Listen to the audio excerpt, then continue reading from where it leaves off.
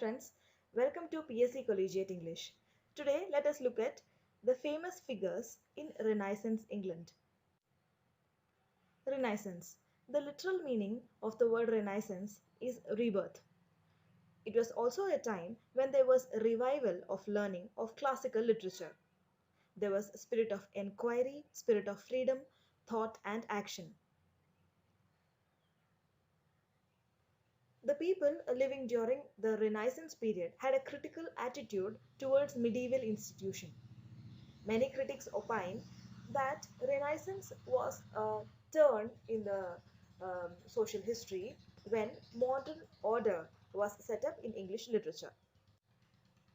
It was also a time when Mariner's compass was invented.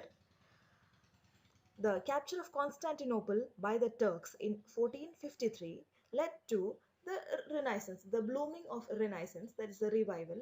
That is the port Constantinople was captured by the Turks, which made uh, multitudes of difference in industrial as well as other aspects of the nation, which led to the Renaissance in literature as well. The Renaissance was also called the Age of Translation. Renaissance in literature.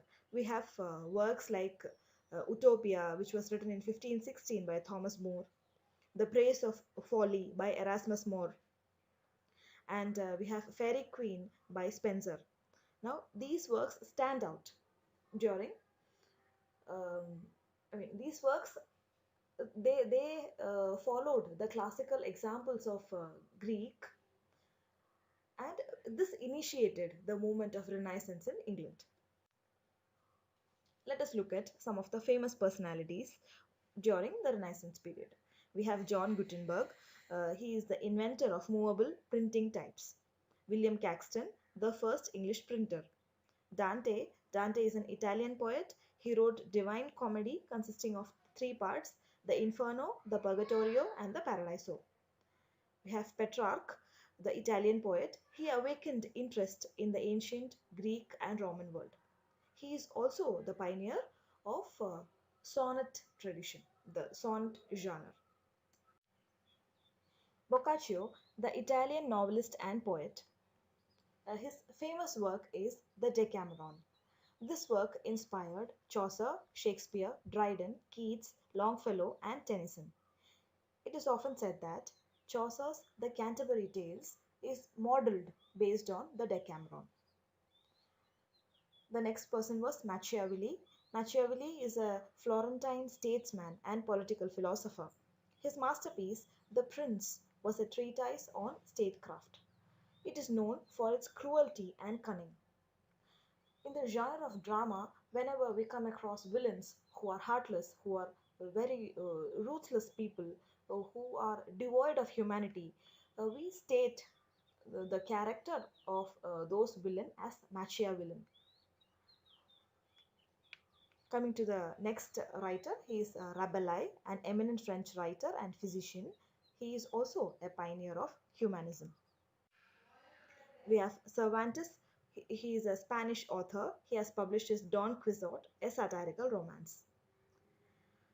There was Virgil, the Roman poet, author of Aeneid. Ovid, the Roman poet, he is known for his work Metamorphoses. There was Plutarch, who was a Greek biographer and moral philosopher. His famous work is Parallel Lives. We have Erasmus. He is an Austrian monk. He was a friend of Thomas More. There was Montaigne. Montaigne was a French writer and originator of essay form. Columbus discovered America during the Renaissance period. There was Vasco da Gama, the Portuguese navigator who sailed to India through Cape of Good Hope in 1498. Magellan was the first navigator to pass through the straits. In the field of science, there was Copernicus.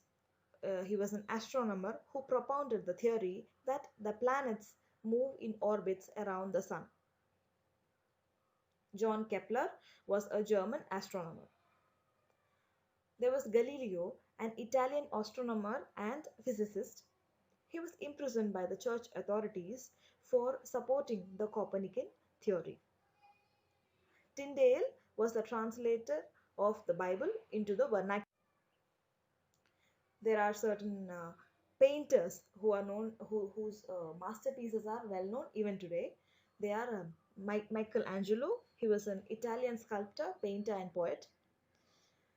While painting the ceiling of Sistine Chapel, there were days when he lay on his back painting for 12 hours a time.